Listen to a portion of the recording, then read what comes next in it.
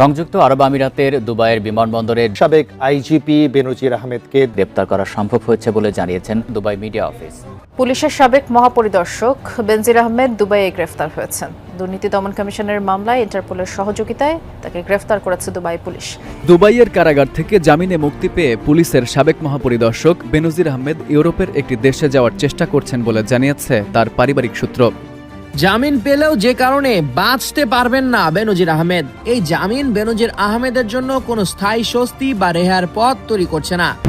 বাংলাদেশের সাবেক পুলিশ মহাপরিদর্শক বেনজির আহমেদকে জামিন বাতিল ও তাকে দেশে ফিরিয়ে আনতে কাজ শুরু করে দিয়েছে বাংলাদেশ সরকার।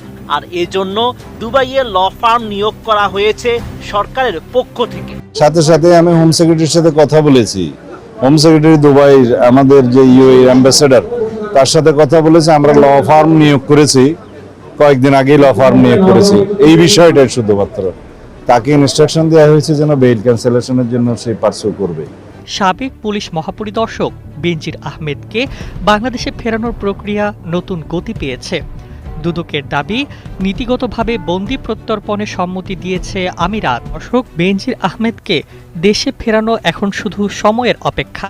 পুলিশের সাবেক আইজিপি বেনজির আহমেদ দুবাইয়ে গ্রেফতার হওয়ার পর বাংলাদেশে সংসদেই স্বরাষ্ট্রমন্ত্রী সালাউদ্দিন আহমেদ তিনি বলেছিলেন যে পুলিশের সাবেক আইজিপি বেনজির আহমেদের দুর্নীতি, লুটপাট এবং তার যত অপকর্ম রয়েছে সেই অপকর্মের যেই আমলনামা সেটা আমরা দুবাই সরকারের কাছে হস্তান্তর করেছি এবং দুবাই সরকারকে তাকে গ্রেফতার করতে ও গ্রেফতার করে বাংলাদেশে প্রত্যাবর্তনের জন্য অনুরোধ জানিয়েছি, যেই কারণেই দুবাই সরকার বেনজির আহমেদকে গ্রেফতার করেছে।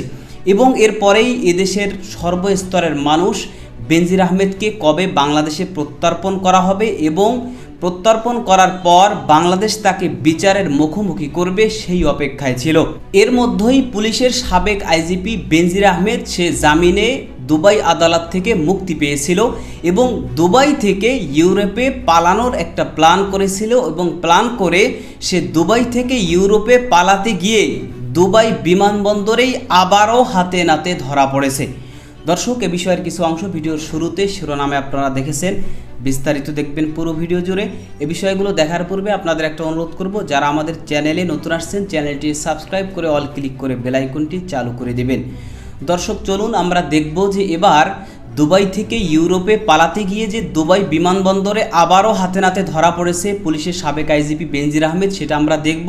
সেটা দেখার পূর্বে চলুন প্রথমে আমরা একটু দেখে আসি যে এই বিষয় নিয়ে স্বরাষ্ট্রমন্ত্রী সালাউদ্দিন আহমেদ এবং আইন বিশেষজ্ঞরা তারা কে কী বলছে সেটা আমরা প্রথমে কিছু অংশ দেখে এরপর ওই বিষয়টা দেখব। ধৈর্য ধরে একটা লাইক দিয়ে ভিডিওটি শেষ পর্যন্ত দেখতে থাকুন। যদি কেউ প্রমাণ করতে পারেন তাহলে আমার এবং আমার পরিবার হাসি মুখে সেই ব্যক্তিকে বা সেই গ্রুপকে আমরা সে সম্পত্তি বিনা পয়সা লিখে দেব। 6 দিন আগেই অর্থাৎ 27 জুলাই থেকে নানা মাধ্যমে খবর আসে দুবাইয়ে জামিন পেয়েছেন সাবেক পুলিশ প্রধান বেনজির আহমেদ। তবে আনুষ্ঠানিক কোনো ঘোষণা আসেনি, নিশ্চিত করতে পারেনি সরকারের কোনো অংশ। 2 আগস্ট দুপুর থেকে দেশের সংবাদ মাধ্যমের শিরোনাম বেনজির। প্রতিবেদনগুলোতে বলা হয় 27 জুলাই জামিন পেয়েছেন বেনজির, দুবাইয়ের কারাগার থেকে মুক্তি পেয়েছেন 30 জুলাই। দিনভর আলোচনার মধ্যে বিকেলে বেনজির ইস্যুতে সাংবাদিকদের মুখোমুখি হন স্বরাষ্ট্রমন্ত্রী। জানান, আওয়ামী লীগ সরকারের সময় প্রভাবশালী হয়ে ওঠা বেনজির জামিন পেয়েছেন, তবে থেমে নেই সরকারের চেষ্টা।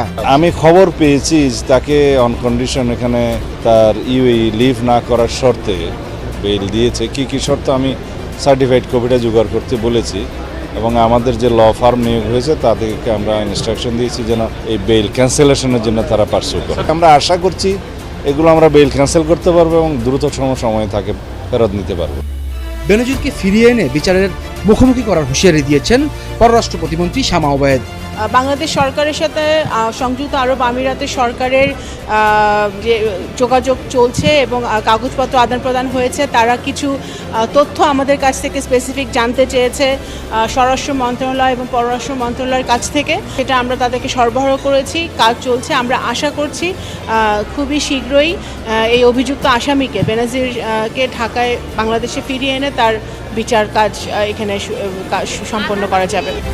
আন্তর্জাতিক সম্পর্ক বিশ্লেষক হুমায়ুন কবিরের মতে ইউএই বাংলাদেশ সরকারের ফেরত পাঠানোর আবেদন গ্রহণ করাটা তাদের নিজস্ব বিষয়, জামিন কোনো সমস্যা নয়।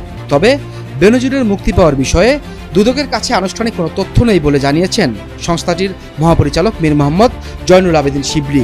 এ সংক্রান্ত কাজে দুদকের গাফিলতি ছিল না বলেও দাবি করেন তিনি।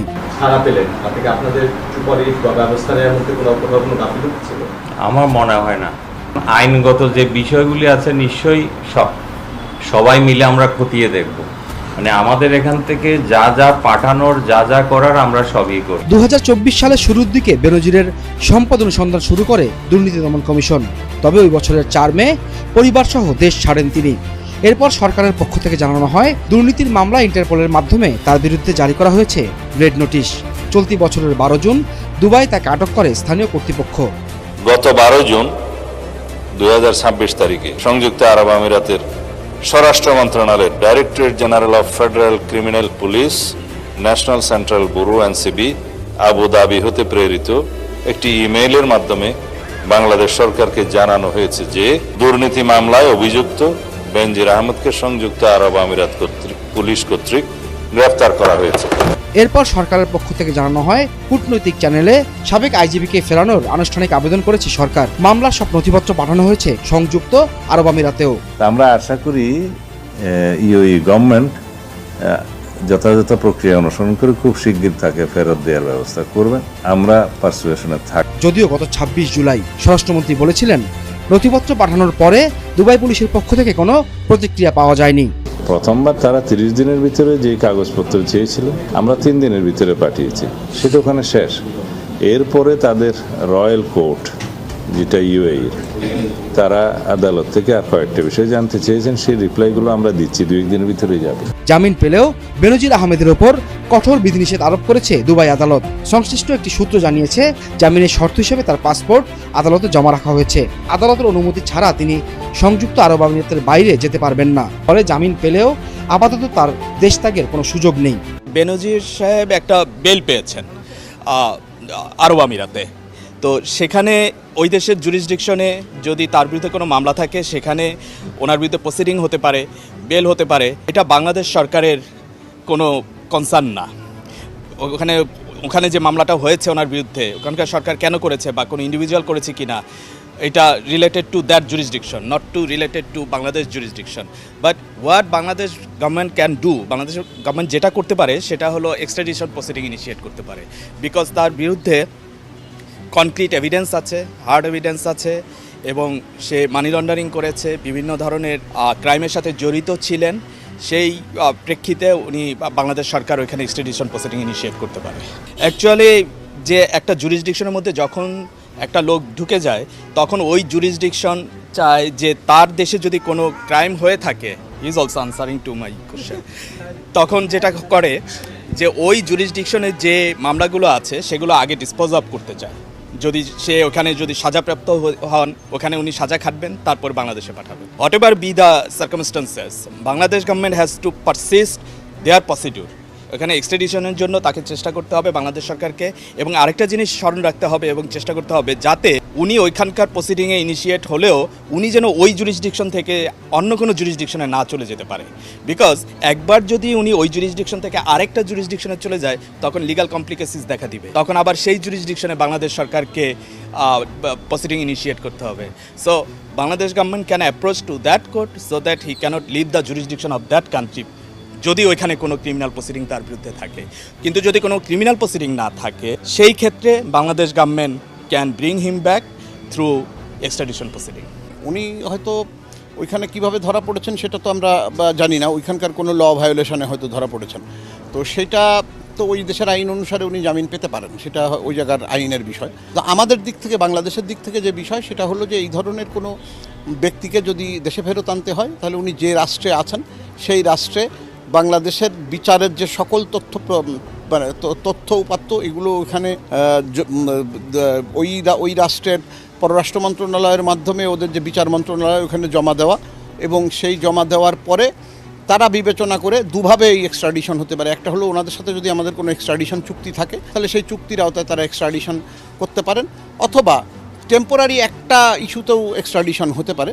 সেক্ষেত্রে দুই রাষ্ট্রের ফরেন মিনিস্ট্রির মধ্যে যদি কোনো টেম্পোরারি চুক্তি অথবা কোনো MOU বা এরকম কিছু যদি স্বাক্ষর হয়, তাহলে আলটিমেটলি তারা হয়তো কোনো পার্টিকুলার আসামিকেও হ্যান্ডওভার করতে পারে। এর আগে আপনার দুবাই থেকে বাংলাদেশে আসামি হ্যান্ডওভার করার নজির আছে এবং ইন্ডিয়া বা এই ধরনের বেশ কিছু রাষ্ট্রের সাথে বাংলাদেশের আপনার এক্সট্রাডিশন চুক্তিও আছে এবং এক্সট্রাডিশন চুক্তি না থাকলেও আসামি হ্যান্ডওভার করার যে প্রক্রিয়া, আমরা উনি এখানে বিচারাধীন ব্যক্তি, তার বিরুদ্ধে যে অভিযোগগুলো আছে কী পরিমাণ গুরুতর অভিযোগ ইত্যাদি, সেই দেশের রিকোয়ারমেন্ট অনুসারে এইগুলো তথ্যপাত্র দিয়ে তাকে ফেরত চাওয়া যেতে পারে। এটাতে আলটিমেটলি কোনো জটিলতা নেই।